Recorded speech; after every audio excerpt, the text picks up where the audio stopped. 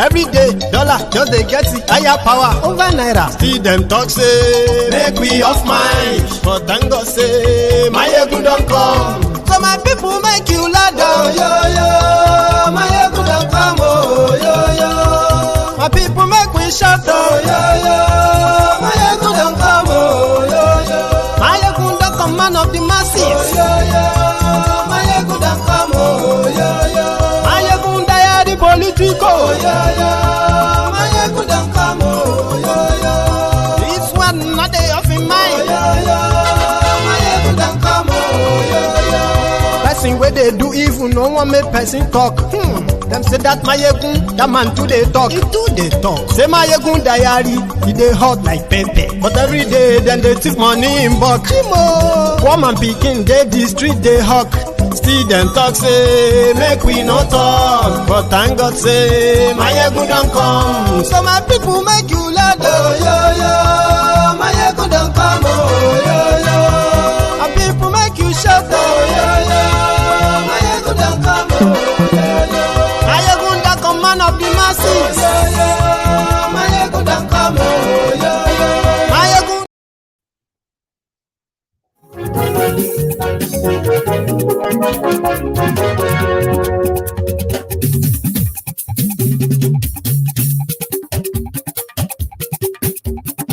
My ego la wamo, la moto do do do. My ego diary, my ego number one. Hello there.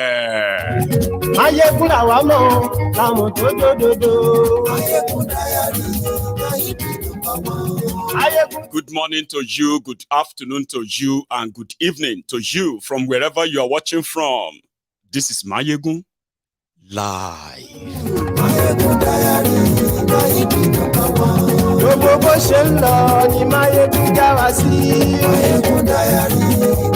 Thank you so much for joining me again.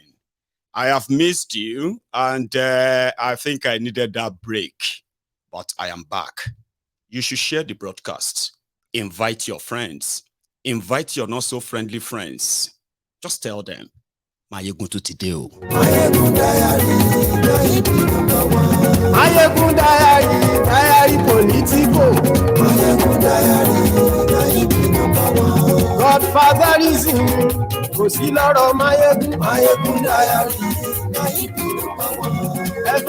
Read the caption of this broadcast. Read the description as well. Share it. Like the broadcast. Then sit back, relax, and enjoy the program. Yes.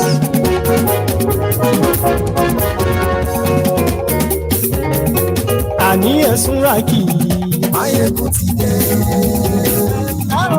Mayegun ti dé. Ọ̀jẹ̀lú esunraki. Mayegun ti dé.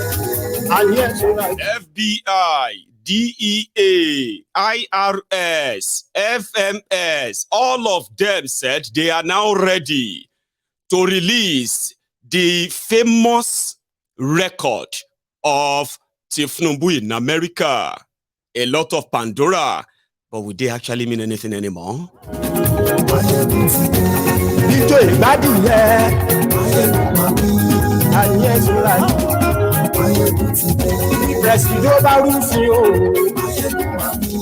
Congratulations to you, Nigerians in UAE, Dubai, who have been under this traumatic experience over the diplomatic role. Congrats. Your visa ban has been lifted, according to Kolu.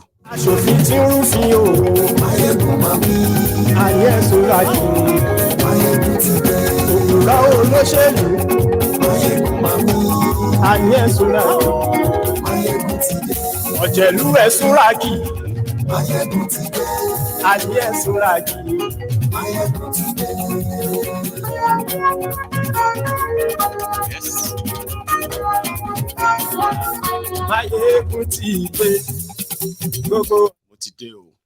So, good morning to you once again. Good afternoon to you, and good evening to you from wherever you are watching from.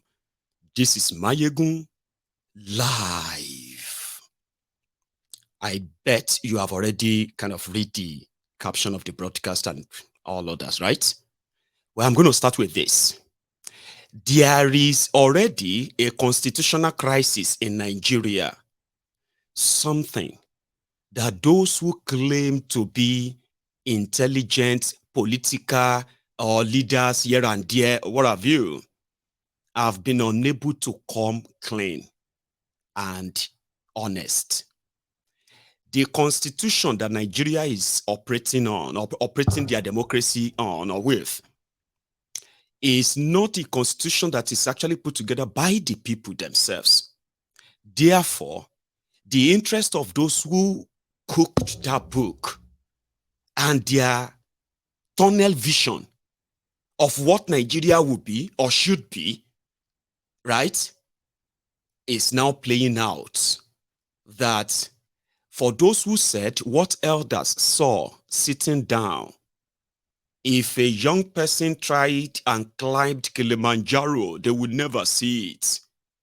I have repeatedly said it on this Mayegun's Diary Political that the vision of the heroes past that they usually want you to sing about in Nigeria, their vision or their mission or whatever was so poor, selfish, self-centered, that the future they were talking about was actually about themselves in the present at the time. So you would expect those who would kind of craft the constitution of a country like Nigeria, that has been existing in crisis upon crisis, most of them fueled by suspicion, distrust, that are completely backed by tribal, religious, ethnic, and other differences. So the same characters, right, drafted the constitution that will never bring development to Nigeria, will never bring unity to Nigeria, will never bring progress to Nigeria. And because it is benefiting certain few people, a crop of minute number of people from across Nigeria, they continued, right, to look away. But the D-Day or the dark day is upon Nigeria, and it is unavoidable. You cannot avoid it, and you cannot pray your way out of it. You cannot scheme your way out of it until Nigeria or Nigerians agree to come together and discuss if they still want to be of the same country, under which law, under what arrangement, under what agreement, under what kind of government, until they actually ask every part of Nigeria to chip in and say, well, they want to be or they don't want to be. There will never be any progress or peace in Nigeria. It is not a cause. The cause is that fake book. Now, the tribunal in Nigeria, who kind of was like supposed to be the last, should be the place where the fraudulent constitution of Nigeria is expected to be interpreted in a better way, clearer, explained way, right? But a lot of you who looked up to the judiciary, especially you, the obedient. Now, before I come to that, the election, by the way, talking about a disjointed democracy that is put together by the military with a Decree 4 that became the 1999 constitution that only served the interest of the criminals that were holding Nigeria to ransom. By all means, it doesn't matter who you are or where you come from. The moment you join the system, there is a place for you. The system is there, rigged enough that even you can't change it. Do you understand? So they put this fraudulent constitution together, and then they gave us a democracy. So before now, right, in that same Nigeria, you will think, oh, one Nigeria. I remember telling you many times on this platform as well that there is no one Nigeria. You have many Nigerias, okay? And that has been existing side by side with that fake one Nigeria constitution. Now, in Nigeria, you have a constitution that should be the constitution of the country, everybody. You know, when they say, this is a criminal code of this country, right? Everybody, whether you are rich or poor, big or small, you know, wherever you come from, you are binded by that statute, Abi. So when they say this is a constitution, if it was actually the people's constitution, right? It's okay, this constitution, everybody is binding on you, whether you are this or that. Well, it doesn't matter. If you fall short of any of this part of this constitution, this is your punishment, Abi. No. In Nigeria, you have Nigeria constitution. Then you have the Sharia constitution. And even though Nigeria constitution is what they pretended to be using to run the country, but they don't run the country with it. They run the section of the country, a segment of the country with it.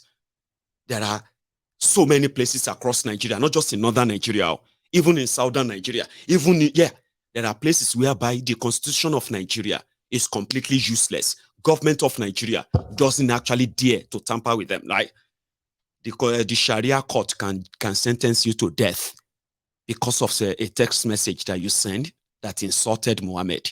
Now, they will now be dragging between should Nigeria constitution that said Nigeria is a secular state, right? You can practice wherever you want, you can live wherever you want, and all that nonsense that the fake constitution said, right? You also know that in that same Nigeria, okay, a part of Nigeria, we're talking about progress here, right? A part of Nigeria that is northern Nigeria, shares from the proceed. Okay, I think to make you understand better, let's go to the frame by frame of the fraudulent, disjointed constitution that has brought about this whole crisis you are witnessing in Nigeria and in your lives today, okay? So they have a constitution that says, as a Nigerian, you can live anywhere you want. As a Nigerian, you can practice any religion you want. As a Nigerian, you can contest. I mean, that means you can run for office. You can contest to be anything you want to be. And you can vote anybody you want to vote, anywhere you want without intimidation. That's what the fraudulent constitution say. All right? Even though in that same fraudulent constitution, it says the government can take away all of that, your rights, and deny them, which means they don't even exist, by the way, right? Now, as a businessman, I cannot take my alcoholic drinks, beverages to northern Nigeria, okay? Because there is a law there, not Nigerian law. Nigerian law says I can do my business anywhere as long as it is legal. So the constitution says I can. But if I get to that part of northern Nigeria, if I don't lose my life, I will lose that business. And it's supposed to be one country, kind of. Sure you get, And same applies to when you happen to be from southern Nigeria, and the criminal government of Nigeria decided to frame you up. Do you understand? There is no way you will get any justice in their courts. Instead of you to get one, they will drag it on. Okay?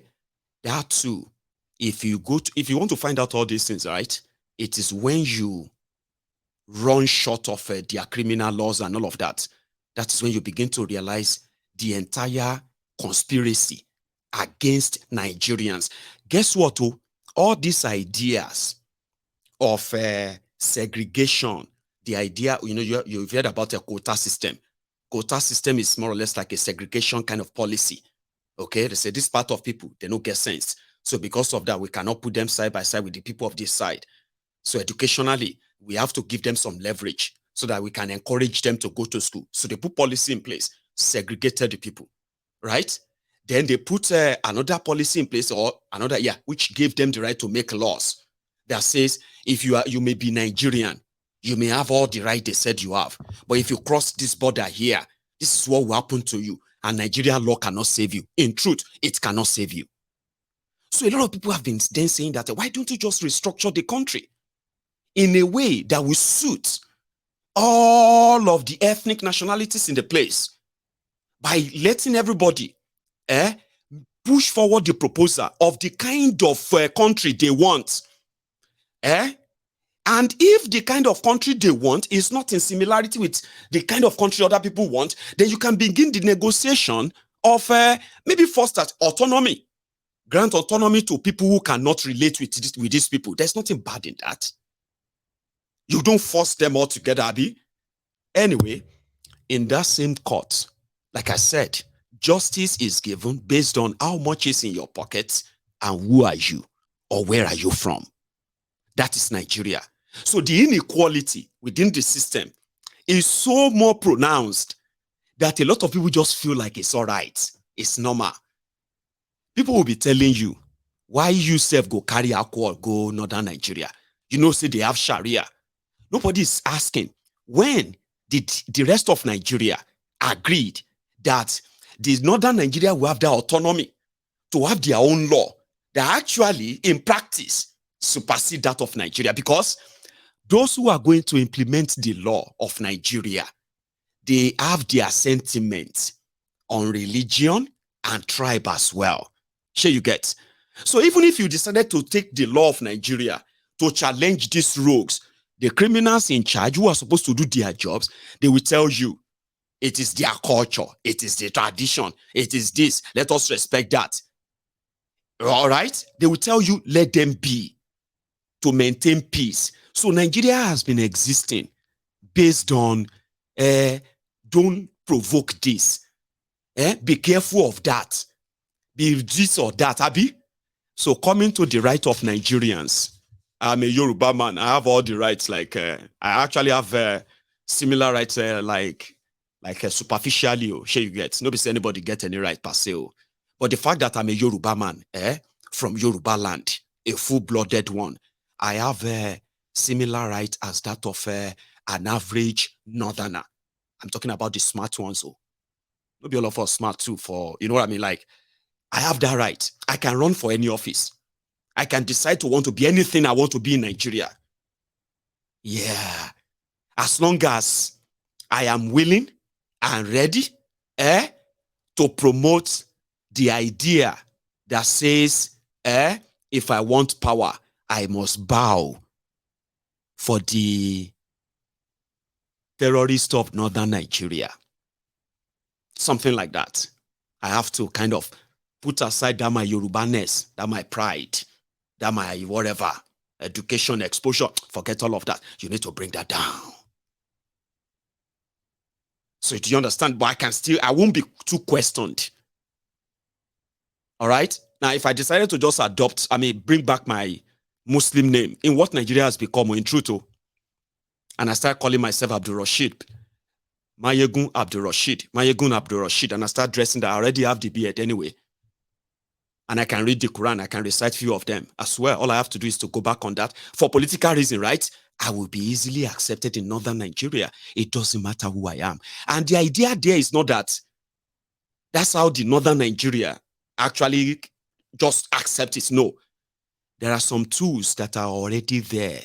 There are those who are supposed to man the institutions that are supposed to be neutral when it comes to religion, tribe, this or that. They will tell you, no, they have to run Nigeria based on that tribal, traditional, selfish, greedy, self-centered ideologies that doesn't actually serve anybody, but it's just for political manipulation. So if I want to belong to that clan, all I have to do is just to play along. You understand? Rankadede. They will say, oh, that respectful Yoruba boy. Yorubas are so respectful. If you are going along and playing along, I can be ministers, I can be anything. That same thing is not applicable to an Igbo man in Nigeria, even though it is the same Nigeria. Okay? You will even see and hear not just ordinary people who are in political offices, people who are holding sensible institutions, people who are holding powerful institutions in Nigeria, and they will be spewing and spitting the tribal bigotry that you can smell even from the screen of your TV. Listen, they will be telling you, they will be talking in a way that you'll be like, oh my God.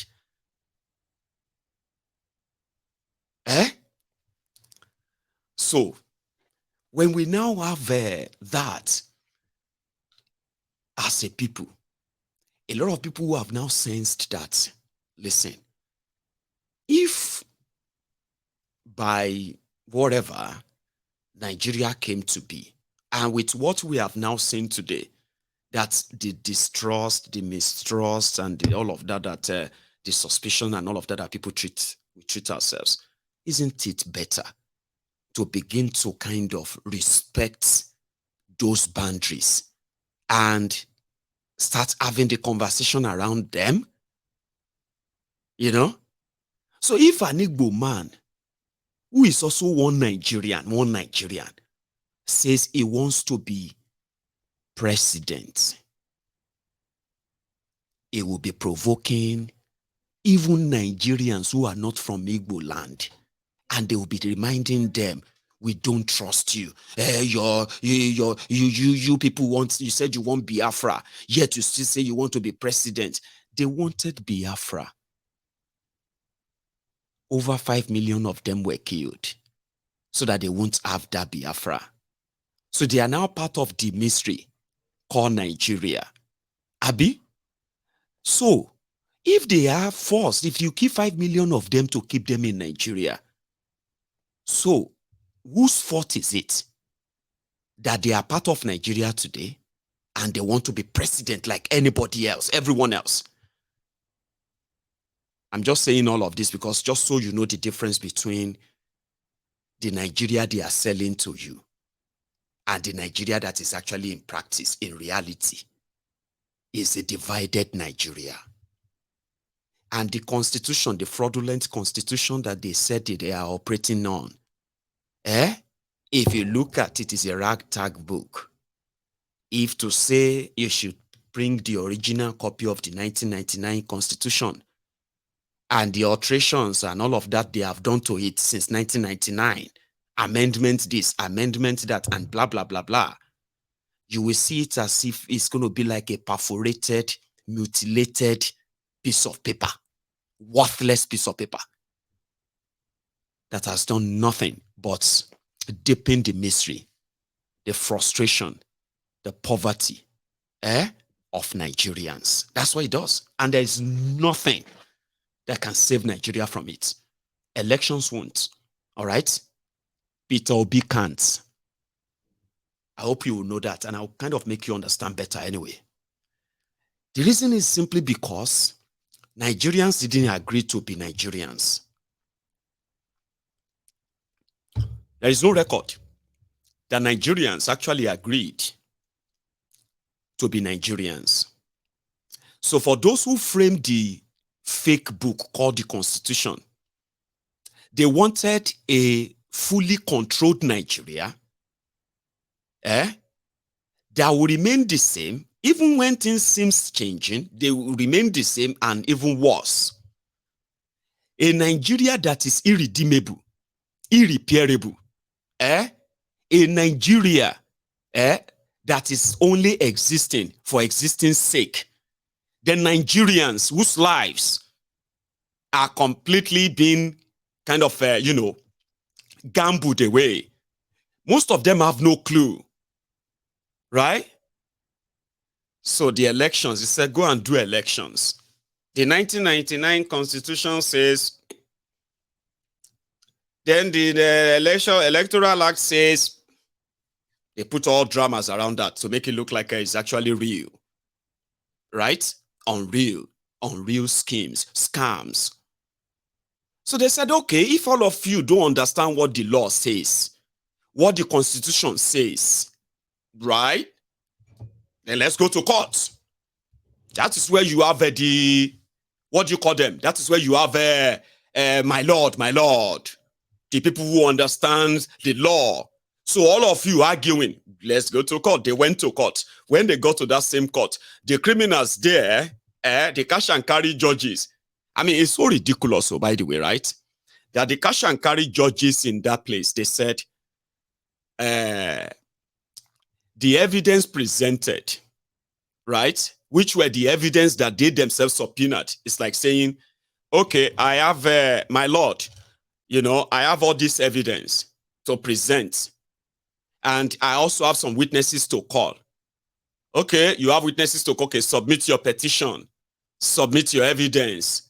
So how many witnesses do you want? Okay, let us examine them.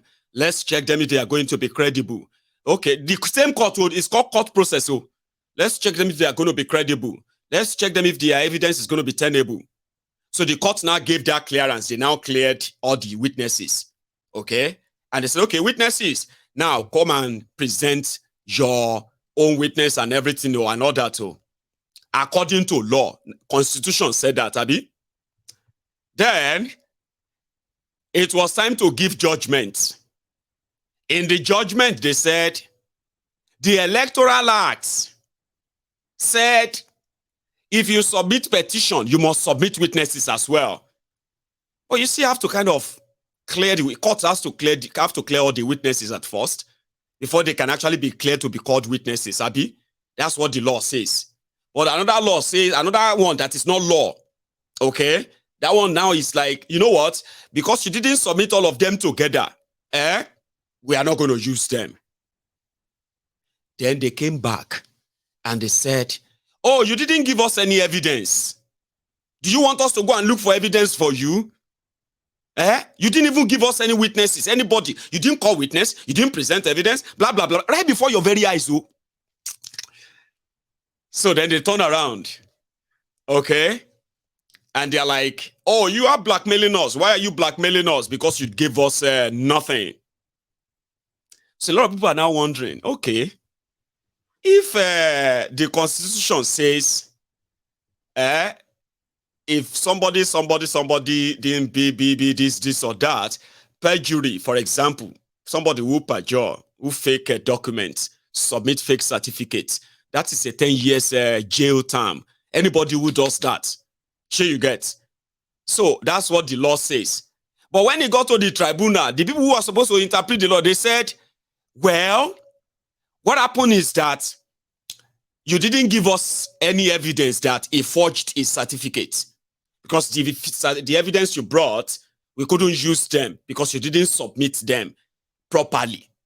Okay? Then they went on, they said, okay, the Constitution, or those criminals who drafted Nigeria Constitution said, you must have 25, they didn't say you have to win Abuja. They said you must have 25%. They created 36 states. They gave them governors, state governors, deputy governors. They gave them House of Assemblies, okay? And they gave them speakers. Then they gave them a House of Representatives to represent constituencies everywhere. They also gave them senators, 3 senators, 9 House of Reps. In some places, they have 14. I think they have 14 House of Rep members from Kano State. There are places they have 12. They have 11, 12. Lagos, I think Lagos have at least 12 as well. More than 9 anyway, but minimum of 9. So they now said FCTO is a special place that during your elections, you must at least win 25%. They didn't say win, no. They said 25% of the vote. So that would then give you, because that's where you are going to live as president and your vice. That's where your government is going to be. The city you are going to rule over, they have no governor. Because those who were drafting the constitutions were like, no, they don't need governor. They didn't even think of giving them a mayor. For example, like a mayor of Abuja. Somebody that is really elected, administering Abuja, not a political appointment. They did those who are those smart criminals, so they didn't put that there. Because you are not smart anyway. It was all about absolute power. The military. You remember? They were those in Abuja then. So the power then was like, no, we don't want to share it. So they went on to put it in their law that to be the president of Nigeria, you must have 25%. And guess, listen to this. Oh, because of not having 25% in Abuja, is enough to call for a rerun. That is what their law says. It says, if you don't meet this section 2A, 1 above, they will have to call for a rerun election.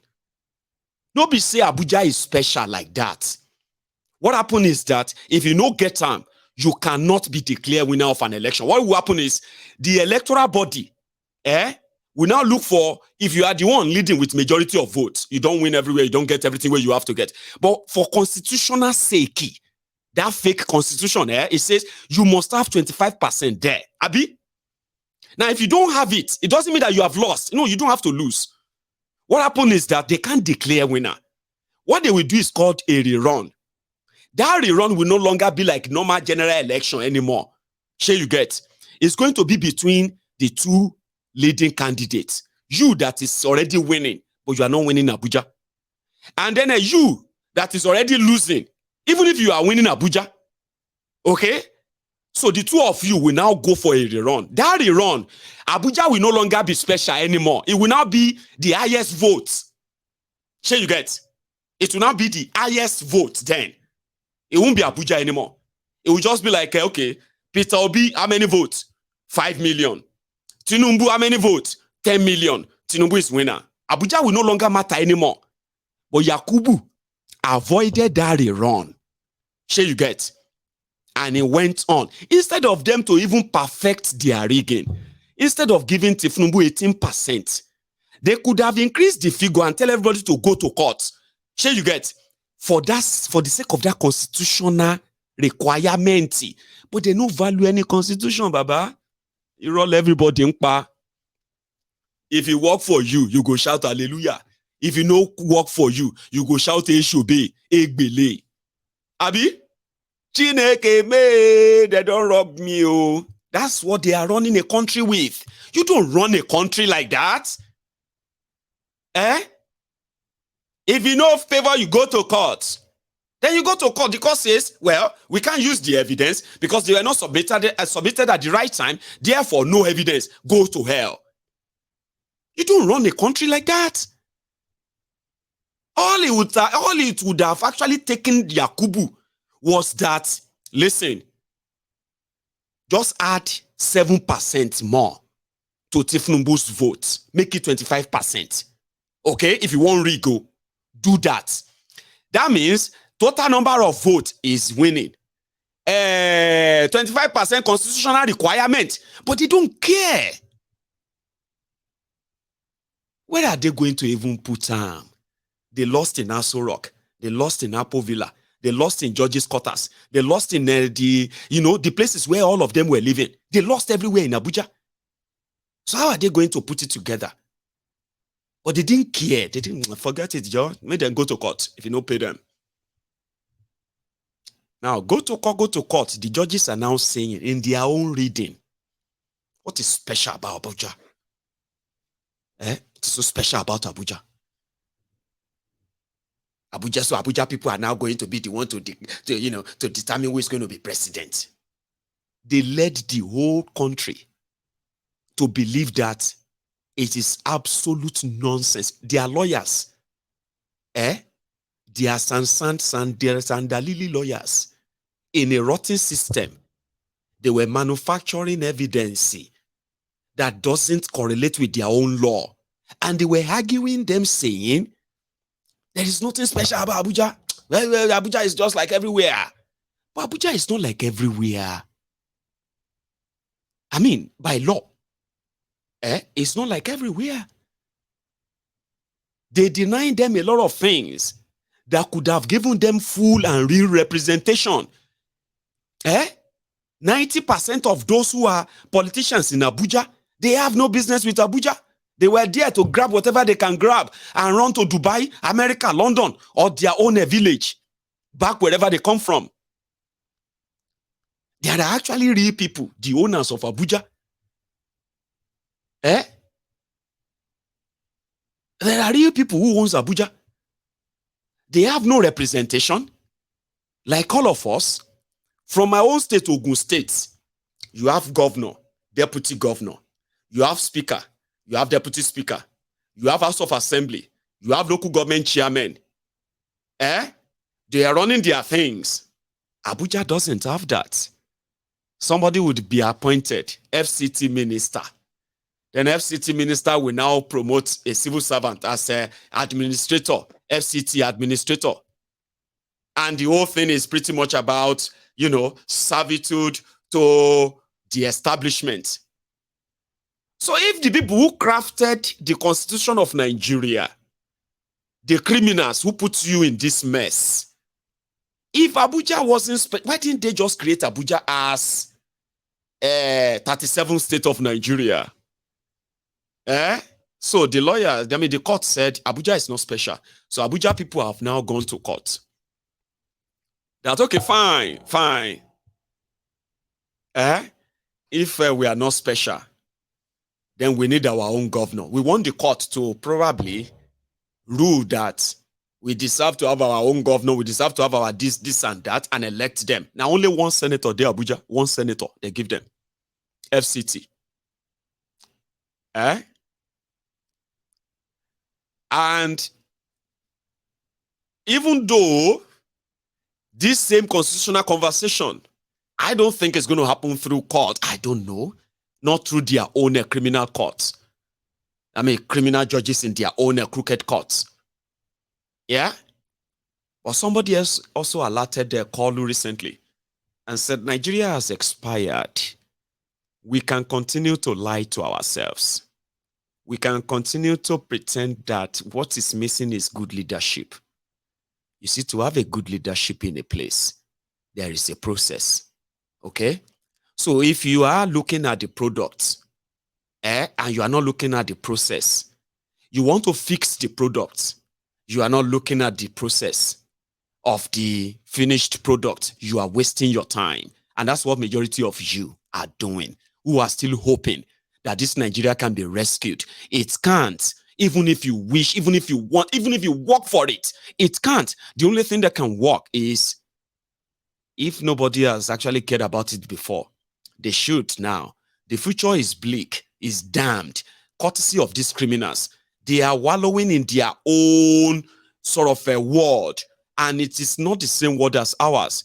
If they continue, we will all be doomed. So the only thing that people should be demanding for, at least, I remember that for years, Tifnumbu and gang were promoters of restructuring, Abi. They were promoters of a sort of, a national conversation around what exactly should Nigeria or Nigerians do if they still want to be together or not. So wouldn't it be the better time now to have that conversation where everybody can actually do whatever the fuck they want to do with themselves? You want to practice Sharia and you want to have a country whereby infidels or some people cannot become something in Nigeria and you want to call it one, you can have that. You know?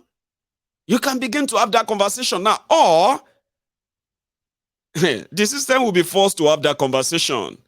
It's already getting there. And yeah, the persuasion around you need leadership, this or no. You can't get good leadership in Nigeria with a rotten system that has become the norm. So you need to dismantle the entire system, whereby everybody will have to come around and say, okay, all of you from this part, you from that part, and you from this, okay, oh yeah, let's have that conversation. And this time around, the conversation about Nigeria among those who are Nigerians today should have no red, gray, or whatever areas they normally add to the national conference in Nigeria. May I explain that to you, right? A national conference is when everyone from every part of Nigeria, whether you are a Christian or a Muslim, Yoruba, everyone from every part of Nigeria would have to send representatives to a national conference. And at that national conference is where everything that matters to you or your people or your region are laid bare, or is laid bare for everybody. This is what we want. This is how we want it, right? Now, you see that process itself is usually hijacked by criminal politicians. So when they want to set it up, the owners of Nigeria, they will now take lists of what and what can be discussed and must not be discussed. For example, the unity, the oneness of Nigeria, which is otherwise mean the breakup of Nigeria, cannot be discussed. No conversation around it at all. So people cannot come with their own demand and say, we want to leave Nigeria. So the owners of Nigeria, when they are calling national conference like that, they will be like, no go area, don't talk about this. The issue of security, when it comes to how to protect Nigerians or how Nigerians should protect themselves. Don't talk about this at all. No go area.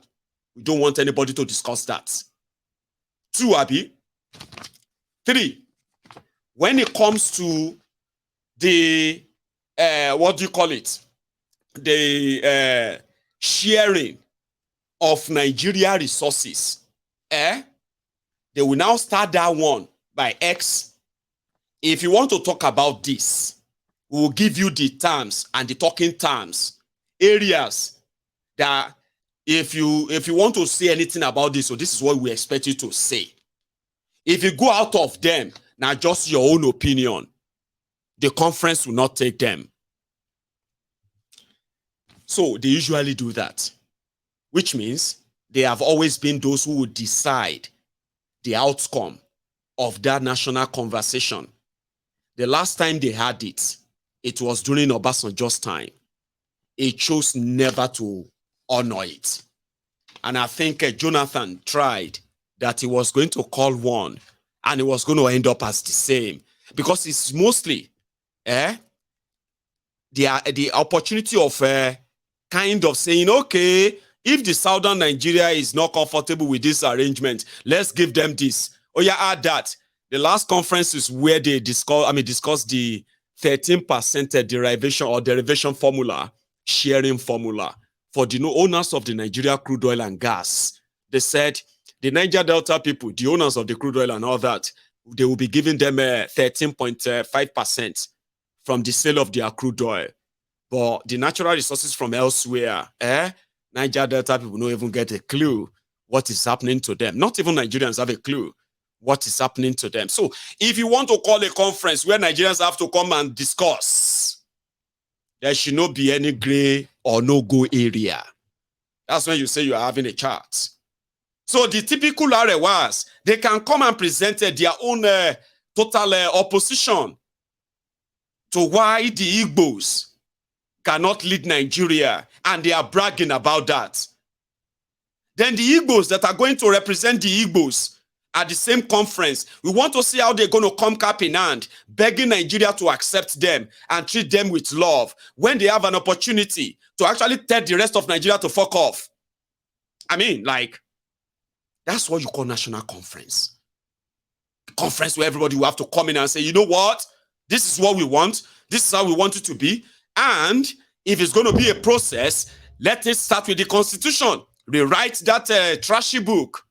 Because everything has to be kind of done by the book anyway. So if Abuja people says they want to be a small country, let them have it. Those who kept telling you, Biafra is dead, Biafra is dead, Biafra is gone, forget about it, it will never happen. The mistake you are making is that every time you are saying Biafra is dead, Biafra is dead, Biafra is dead, you are actually helping to remind the people that Biafra is not dead. If it is dead, you will not be so concerned. You will not be so worried. You will not be so worked up. But look at how they have done in Nigeria.